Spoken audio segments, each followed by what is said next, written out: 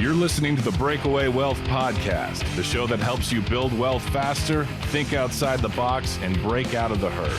Here's your host, Jim Oliver. Welcome back, Breakaway Wealth. I'm your host, Jim Oliver, and with me today, my special guest, Adrian Koehler. Did I say it? I did it right. You said it perfectly. Koehler like James Taylor. Awesome. Jim, so good to be with you, man. Love your vibe. Love your presence. Love what you're up to, man. So really happy to be here. Yeah, I'm happy to have you on here. And, once I told Adrian that I went to Inglewood High School, he changed the spelling on his last name so I would be able to say it. No, I'm just kidding. All right, Adrian, just real briefly, give everybody just a little bit of introduction to you. Sure. And you talked about your kids, so tell me how old your kids are, because I meant to ask that question. I got an 11-year-old boy, and I got visualizing you at the cafe this morning, and I thought, well, I wonder how old she is. Yeah, so I've got an 11-year-old boy, and I got a 9-year-old girl. Awesome. And they're both distinct. My son's kind of the natural athlete. I grew up, essentially, I tell people I grew up in a episode of Friday Night Lights. Yeah. Southern Illinois. My dad was a football coach. Mom was a 5th grade teacher. My dad was a history teacher in high school, and I had an older brother who was a hoss. That's what we called him back there. Big dude, played at Mizzou. And, anyway, we grew up in pretty simple country over there. And, but I live out here. I've lived. Years was he at Mizzou, your brother? Well, I'm just saying he was like the guys that played at Mizzou. My brother actually played at a school called McKendree, which is an NAIA school. He was a linebacker and he was a center in high school, and he was a really great knuckleball, left-hand knuckle curve pitcher. He was deadly until he threw his elbow out. But anyway, I was the youngest of 2 boys. I've been living out in Los Angeles now for the last 20 years. That's awesome. And so grew up small town, was in the medical world, got a nursing degree actually in college after I didn't want to be a doctor, and worked in the intensive care, so critical care nurse, helping pull kids back from the brink. And so being with families, that was the real game there, is like being with families in the context of the worst day of their life, is how do you help a mom and a dad figure out how to be in the room in a way that works.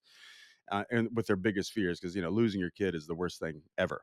So I love the science. My brain does the science very quickly, and my challenge and intrigue was the art of human connection in the midst of chaos. So that became the through line for me, is how do I be with people in the midst of chaos, whatever the chaos is, and generate a conversation in which they take courageous action that works. That's my life. That's what I'm up to. I love that.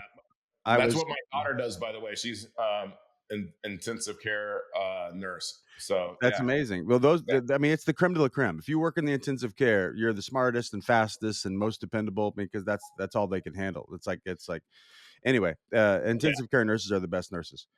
So how did you go from that to what you do now? It's an interesting route. So I'll be very brief. So I came from a faith background, was built in this, evangelical Southern Illinois world. Parts of it worked for me, parts of it didn't work for me. The vital parts worked for me. Religious mindset, which is like a dead mindset in my view, which is usually about dogmatism and protectivism. I don't care at all about that, and actually usually love to mess with those people, or as they say, fuck with those people. I like to mess with people that have that kind of view that's just so fragile. It's all about protectivism, and that is not interesting to me. But what's interesting to me is the adventure of love, really, the adventure of giving oneself to a future that's worth having, which is what I call vision. Vision is a future worth having. Now, that's an adventure. That's what most people are dying for. That's what most people really want. They don't know they want it because their machinery, the spacesuit we live in, says, save myself, make sure I make it till tomorrow.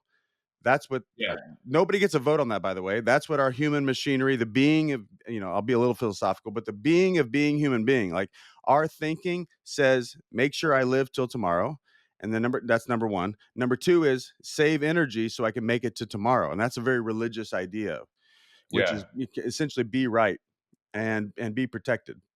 So I wasn't interested in all in that, but I was interested in the adventure of faith. So all that to say, lived in Chicago, worked at the Children's Hospital there, was actually on a team serving in India, heard one talk, like a TED talk or a sermon by this guy named Erwin McManus. And I thought, this guy's got the music. I like this guy. I don't like most, Christian people at all. And I definitely don't fit. but this guy had the music. So I moved out to LA to come work with this guy named Erwin McManus, who was running what we ended up calling at the time the research and development arm of Christianity, which got him hated. Like traditional, religious folks hated him.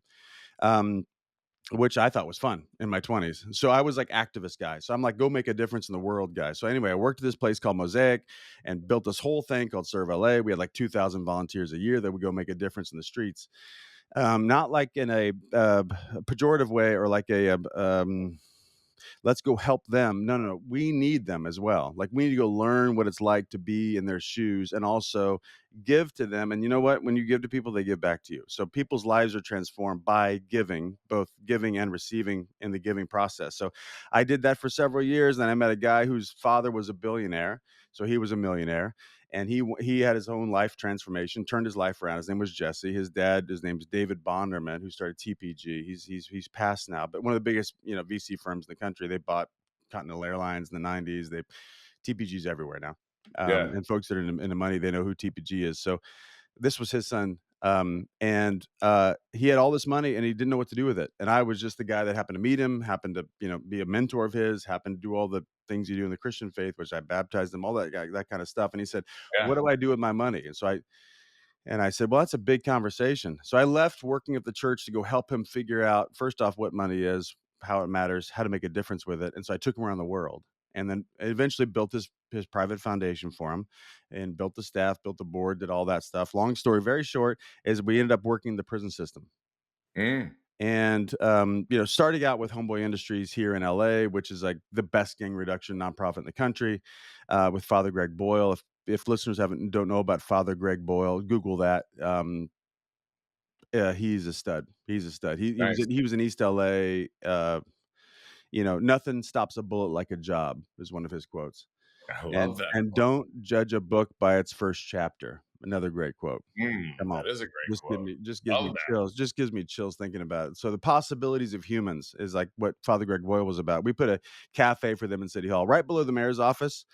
Ex-cons are pouring coffee right now because of the generosity of Jesse Bonderman and, our work together. So, which I just love.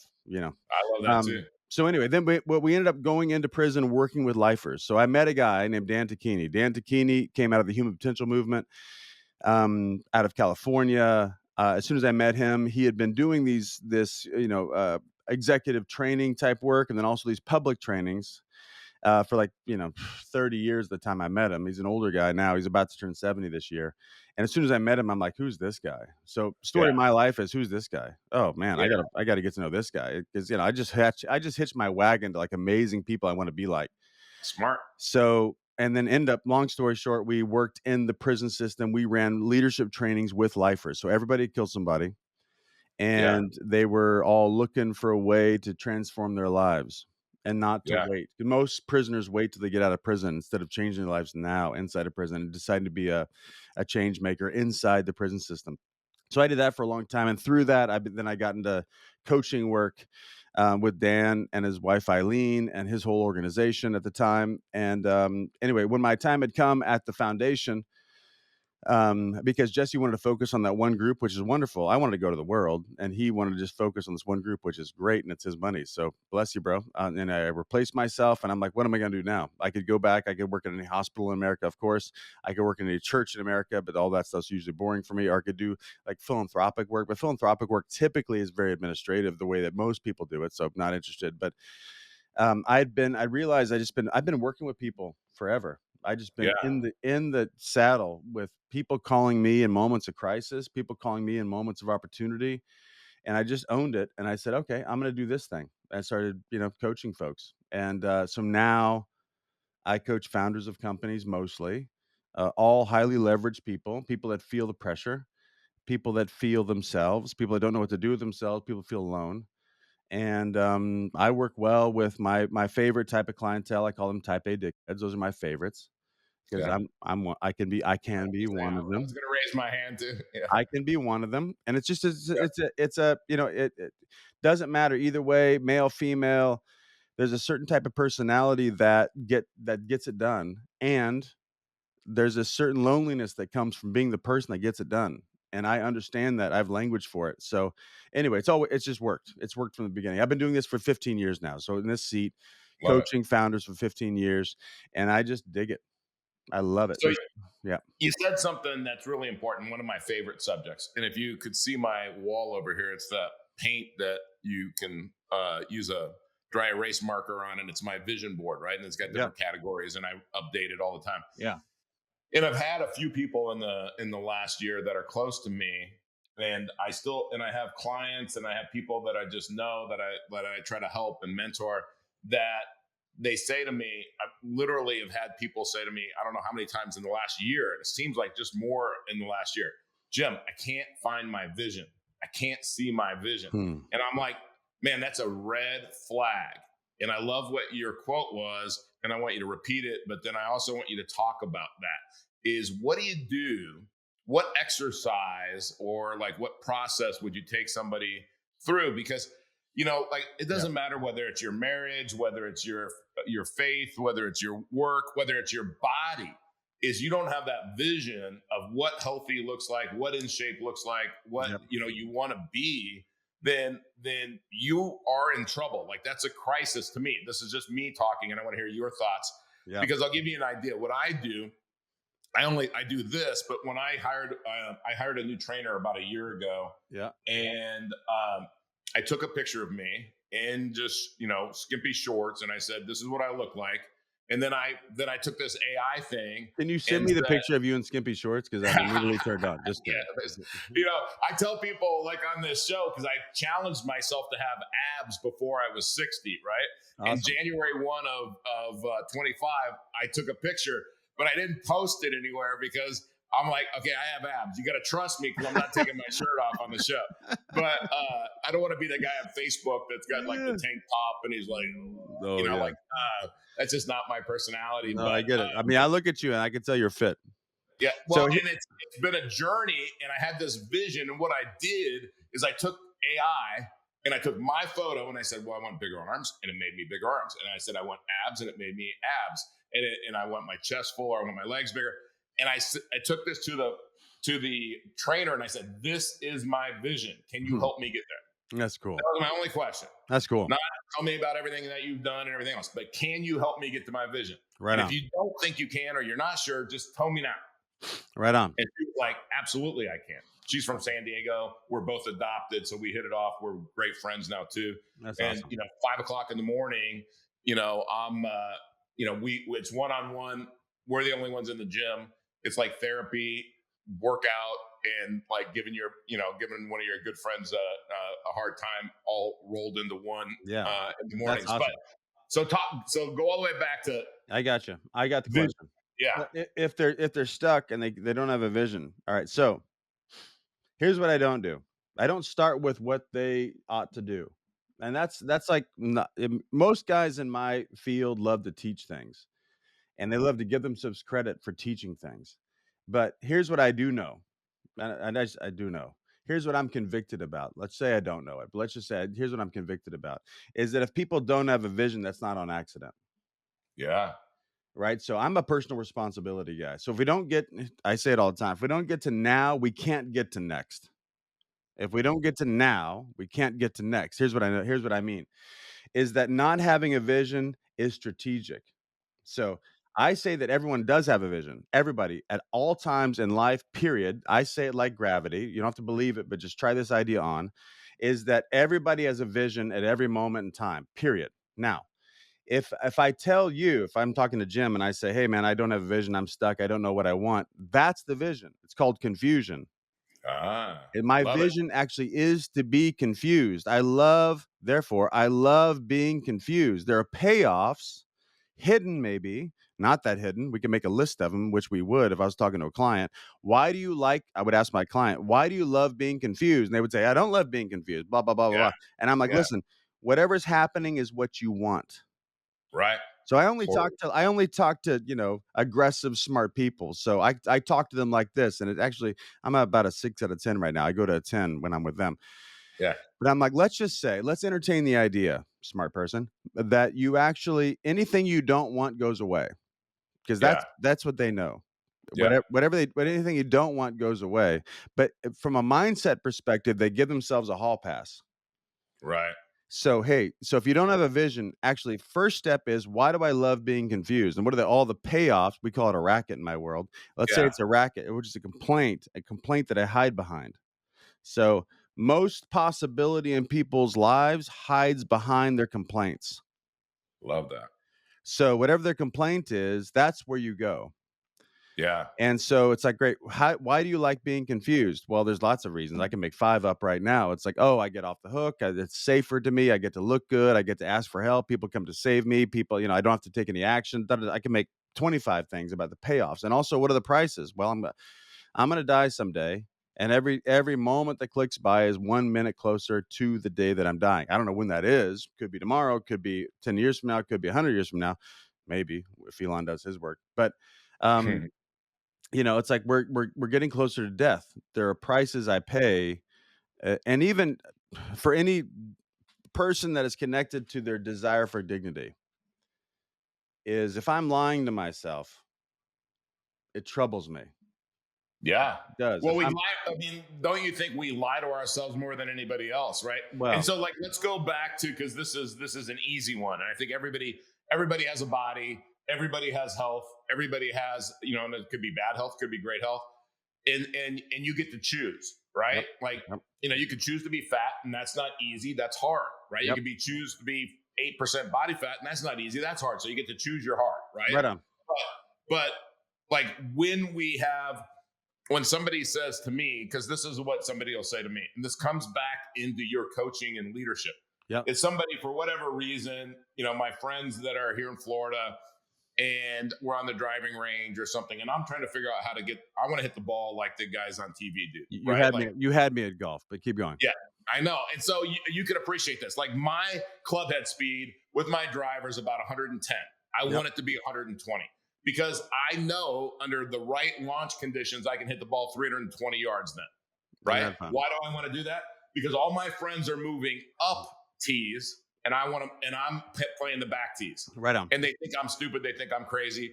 But then they'll ask me, because I guess I'm in better shape than most of them, is they'll say, what are you doing? So I give them very, very basic stuff. Eat 200 grams of protein a day, work out 4 days a week lifting weights, do a little bit of cardio, do stretching, do massage, do body work. I do all that stuff every single week. I have a $15,000 massage chair that I get on every day. I got an infrared sauna, red light. I got all of it, right? Yep. I believe in all of those therapies, because I'm not anti-aging, but this is what 60 is for me. Right. I can 60 to me is, I feel like I'm 30, 35. I'm just telling you, it's just the way that it is. I feel it. But I work at it, right? Oh, yeah. I tell them what to do. How many of them want to do it? Oh, 0. yeah. That's the point, right? It's like the prescription doesn't solve the disease. When you're coaching people like that? Say what? Is that frustrating? I mean, do you run into that, or are the founders, the type A guys, are they different than that? Are they like, you tell me what to do to have abs and I'll do it? Well, I don't work with anybody that's looking for a prescription. I don't work with anybody. I don't work with anybody, because you know what? All the answers are out there. Period. Yeah. It's like whatever. It's like they could talk to Jim. There's a million books to read. There's a million YouTube videos to watch. So in my first conversation with anybody, I'm going to build rapport for a little bit, and I'm going to listen to them, and they're going to tell me all their complaints and da da da da da, and it's all referral based business. So somebody that I know that trusts me sent them to me, right? So I'm going to let them do their thing, and there's a dance, and it's very predictable, and I'm going to listen, and then at some point, usually I say, hey, Tom, we've known each other for about 12 minutes. How about I take a risk with you? Is that okay with you? And he'll say yes. And then I'm going to say something that's absurd to him. Yeah. Because most influential people, no one tells them the truth anymore.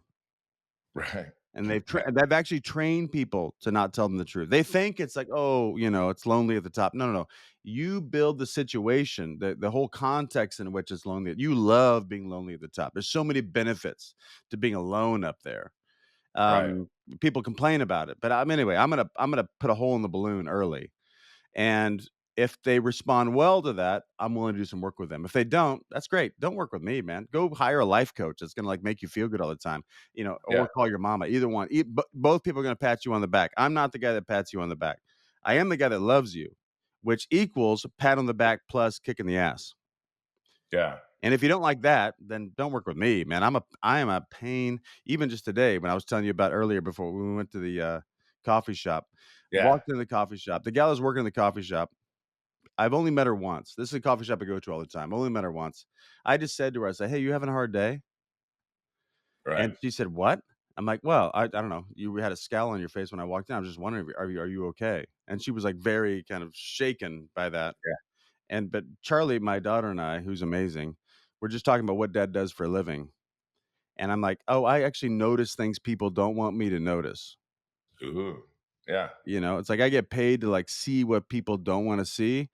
But it's not like I'm there like as a detective. I'm actually there as an advocate. So it's like if I can identify what's not working for someone and help them shift it, like what's invisible to them, which is, we all have blind spots. If I can see what's invisible and then help that enemy turn into an ally, then we win. So, I love what you said. In like, I'll give you an example. I think this is what you're talking about. Like when you're talking about whether you should work with somebody or not. yeah. Is on my team, and I own a few businesses, and so I have different teams. And when I come to somebody and say, "Hey, Adrian, what we're doing in this area, it's not good enough. It's not working." Yep. Okay. Now, the people that I'm gonna stand behind, that I'm gonna let have they're gonna earn equity in that business. They're gonna end up being an owner. Are the people that say, "You're right. Let's see. Let's figure out what these problems are and let's fix them." Right. Right on. The people that I go, "Oh, wait a minute, I just lost faith in you," is the people that say, "No, everything's good. I mean, I Yeah. think we're doing great." I mean, Mhm. that response is such it's my pet peeve, because I'm pointing out that there's a problem, Yeah. right? And all I'm looking for is acknowledgement and commitment to solving whatever that we need to solve. That's it. Right on. I'm not Right on. saying you caused it, I caused it, the market caused it, Yeah. the universe caused it, Who cares? God caused it. I'm just saying there's a problem, acknowledge it so that we can fix it, and let's Yeah. identify it. Let's like figure out, not placing blame. But when somebody says, "Oh, everything's great," hey, Yeah. I think I look fine in these size 42 pants. Like, okay, I can't help you. Talk about Yeah. that. Is that Well, so we use one leadership tool that there's only 150 of us in the US that have access to, and it's called the Harrison assessment. Which okay? so most people do some kind of Myers-Briggs thing or DISC or whatever. They do their thing, which is all Alex, fine. AI, yeah, yeah, Yeah, I've been trained in all of it. I'm not interested in any of it. But here's what yeah, I'm interested in. In the Harrison assessment, it's all about preference. So it tells you what people tell it what they prefer. So yeah, there are so many uh, answers to the questions, but one of them that's distinct. One of them is it gives a number by which people are interested in a challenge. So yeah. how much Wow, does the person that took it loves a challenge? So if somebody loves a challenge, which all my clients have a high score and wants a challenge, I love because the challenge. Yeah, if they don't, I'm not that interested because I'm going to say, hey, you've been, climbing, Runyon Canyon, which is a mile north of me, and I want to go to Mount Whitney or I want to go to Everest. That's the only thing interesting to me is like, actually, let's go after something that you don't. So if I have a appetite for a challenge, therefore trouble is a gift. yeah, And that's what you're exactly. talking about. It's like if people want to be blindly optimistic, which is like have optimism, high preference for optimism, low preference for analyzes pitfalls. That's what in this assessment, that's how they do it. Analyzes pitfalls is what potential challenges might get in my way. Yeah, So if people are like, everything's great, that means they're blindly optimistic. They don't want to see what's not working. So, or they don't care. or they don't You know, care. Either so way, it's a problem. I always say this, audience, and this is a perfect example for Adrian, and I love that he used Mount Everest. But I always say, Adrian, if we're going to go climb Mount Everest, right, Yep. and we're gonna have the best equipment, right? Yep. We're gonna have the best jackets, goggles, boots, all the stuff that we need. Sure. But the one thing I'm going to make sure that we have the best on earth is the best Sherpa. Right on. Right. Right I want on. the guy that's been up and down that mountain safely more than ever. And if we want to make it a golf thing, let's say that you and I were going to go play Augusta tomorrow. Sure. And I wish we were. Okay. Amen. I wish I was sending the jet to come get you and we were going to Augusta. Okay. Please, But baby, please. but Give me a call. I'll give you my cell phone at the end of this. Let's go. Exactly. And I gave you the choice. One of two things. Either Tiger Woods golf clubs, which just assume for a minute those are the best golf clubs you can buy in the world. Yeah. Right? Yeah. Or his swing. Which one are you going to take? I'll take his swing all day. Because he's going to beat you and me with his clubs, my clubs, your clubs, probably lefty clubs, right? Yeah. But so the coaching part of it, the guy that's been up the mountain for 15 years, that has worked with founders, not just people trying to get their life together, like you said, right? Not a life coach thing. No. Hey, let me come in and do cognitive behavior kind of shit. Yeah. If you looked at my personal website, which I never even look at, I'm guessing it's still alive, but it's like most coaching is bullshit. That's what the top line is. It says that on your on your website. And we're going to put Adrian's website, all the contact information, everything else in here. But Adrian, in a couple of minutes that we have left, is because like you said, I think we could talk for 2 hours and it would 10 hours. go by fast. We should do 2 days together. And so anyway. We're gonna play golf together someday when you're down in Siesta Key up in So when you're coaching somebody and oh gosh, I lost my train of thought. I had that great question that I thought about as going golfing. Is tell appropriately. me, like, when you're going to coach somebody and you're challenging them to figure all this stuff, and you do this analysis, their preferences. Yeah.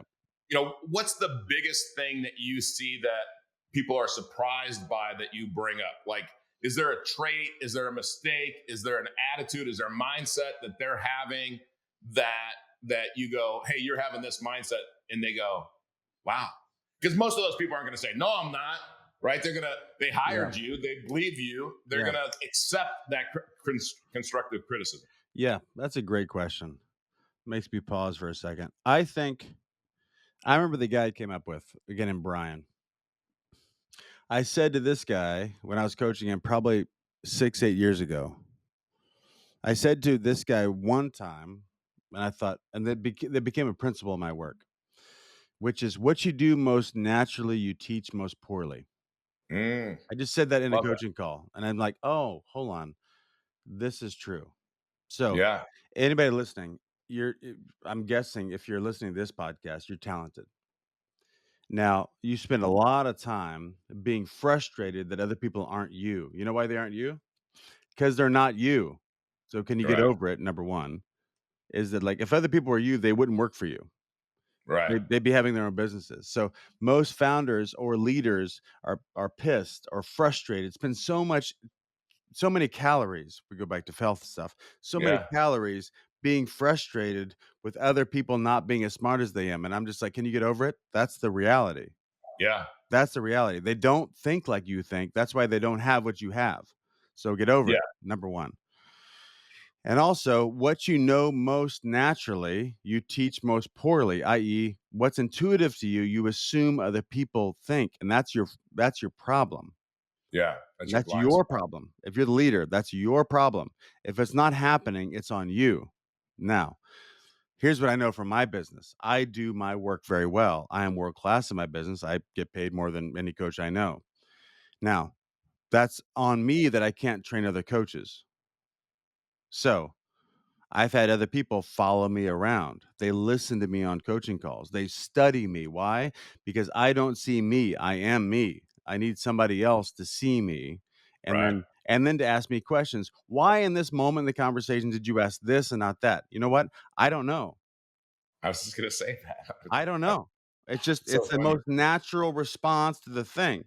So, but I need to, like, figure out how to elucidate that, how to, like, explain that to somebody else that doesn't do it as naturally as I do. Like, if you're a leader, own the fact that you are world class. Own it.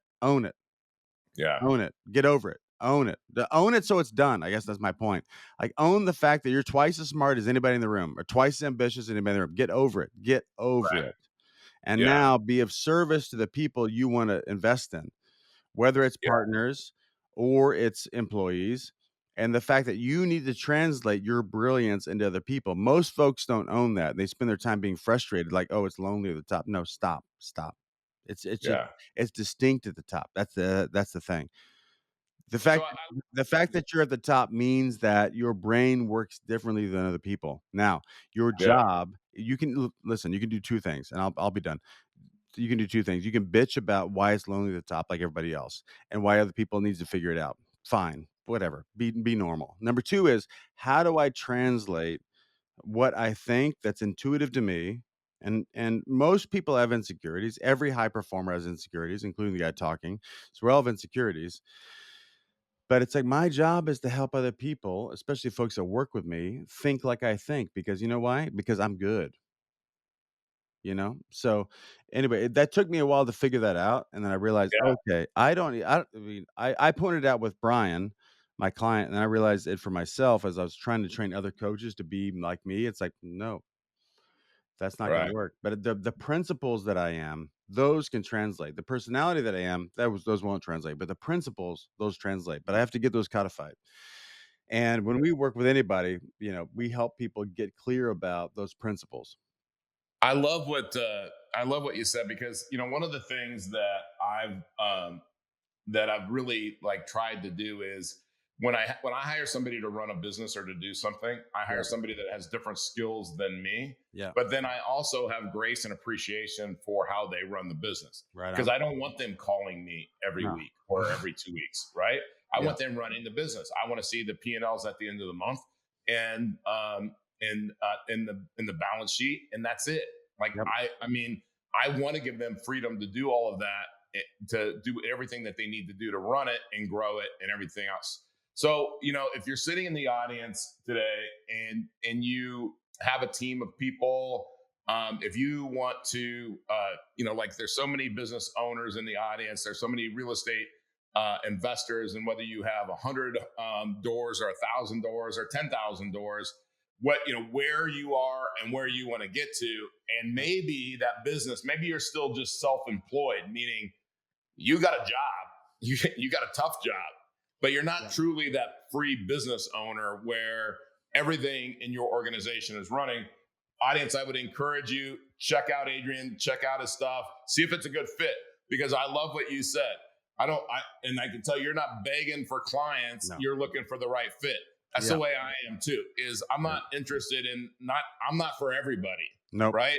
And my vision is big, and if your vision is little, I probably am having a hard time engaging, because I believe, I hate when people get on with me and they say, well, Jim, money isn't everything, blah, blah, blah, blah, blah. And I go, okay, so what's everything? And they say, oh, their church or their synagogue, whatever. And I say, okay, if I gave you $1 billion today, would your church get more money this Sunday coming up than they did last Sunday? Would your charities, would your community, would the kingdom, whatever's important to you? So money is everything. It's influence, it's impact, it's everything. Conduit. It's a conduit. Yeah. It's a conduit, right? It's not supposed to just be stored in an account and put in the physical things, Yeah. Well, right? money is a reflection of value, right? Like, what I care about, Exactly. is where I put my money. Yeah. Period. By the way, when you said, like, most people, the majority's never been right about anything, right? That's some advice that somebody gave me a long time ago. And so, what's the best advice anybody's ever given you, Adrian? Wow, what a great question.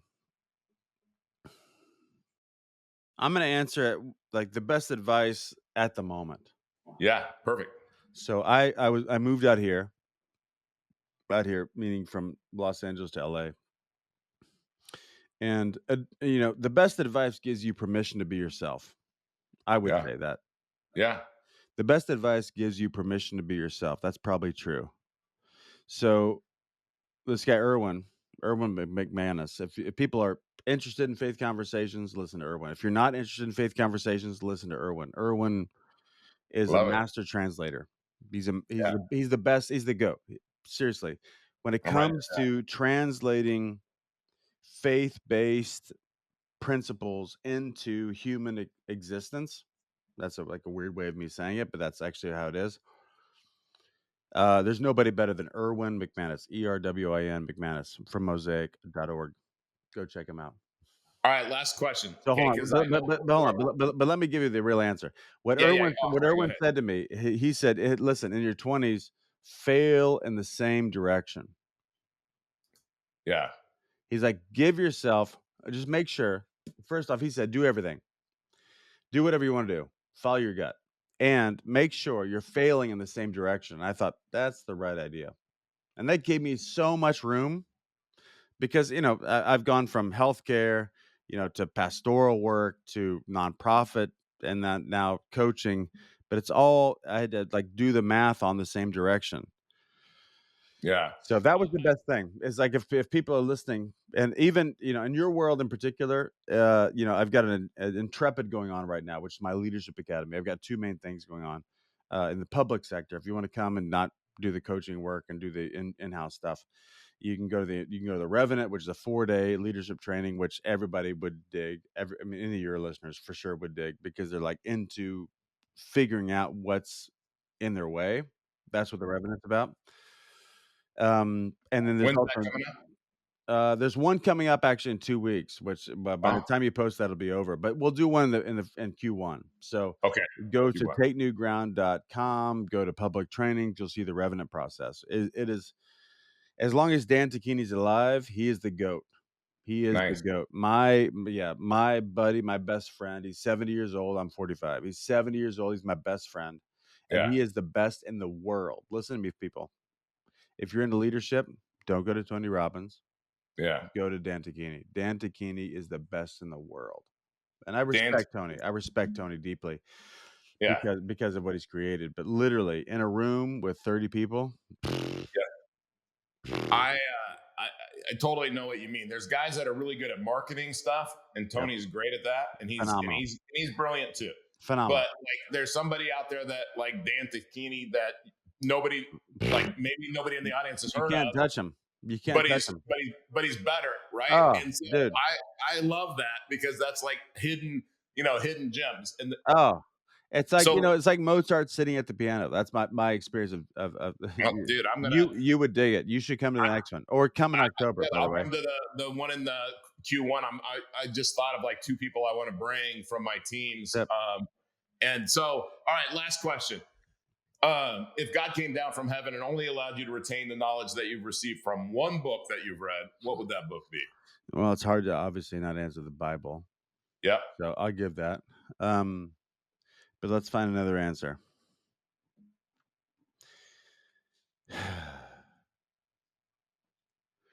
The other answer, besides the Bible, which has got, I would need to give several caveats to that. Yep. Besides that, it is probably The Courage to Be Disliked. The Courage to Be Disliked. I see. I've never read that. Yeah, Okay. The Courage to Be Disliked. It's not actually about that. That's clever marketing. Right.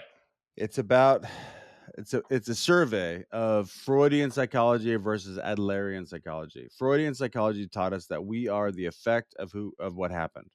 That's what Right. Freud taught us, which is we are, victims of our history. Right. Right. And Adler said we are the generators of our future. Love that. Yes. I So always, I say this, and I hope that I live up to this. Is I want when I'm 90 years old or 120 years old, depending on what Elon, like you said, can that is. yeah, I want to at 120, I want to believe my future is bigger than my past. right on, Right. right on. And one of my favorite quotes is, "I've given up all hope of having a better past, so I don't really focus on my past because I can't change it." Right. Yeah. So.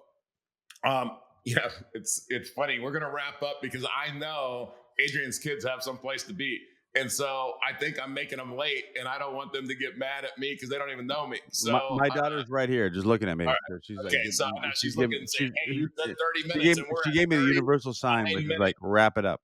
I know, Charlie. We're over time, so we're gonna wrap it up. Thank you, kids, for letting your dad be here a little bit extra time. And Adrian, thank you so much. There she is. Hi there, beautiful. So like, thank you so much for sharing all this. That was a lot in 39 minutes. And I'm encouraging everyone to check Adrian out, check out Erwin McManus, Dan Tacchini. Watch my spelling on that is going to really show that. Well, just follow me, but Tocchini. That's Dan Tacchini. Okay, perfect. I was going to say, because you're going to see that I went to Inglewood Public Schools. But